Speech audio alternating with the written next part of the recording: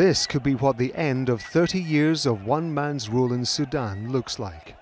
Tanks rolling through the capital, cheered on by protesters demanding that President Omar al-Bashir steps down.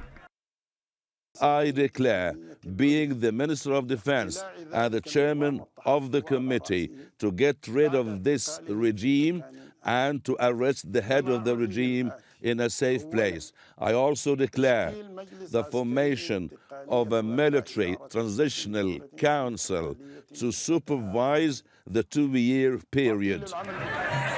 More than 100 officials and close aides to President al-Bashir are said to have been arrested. An order is reported to have been given for political prisoners to be released. It's a carnival. It's beautiful. It's a beautiful feeling. Nothing is certain yet. People are already out in the street celebrating. You can hear the horns of the cars. People are whistling. Women are singing and dancing. Everybody's happy. Protests over rising bread prices began 4 months ago. They quickly widened into demands for the president to step down.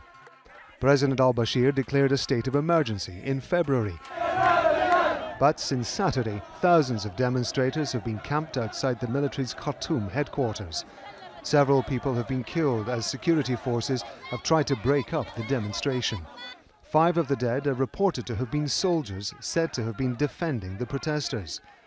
The military says it understands the demands for Bashir to go.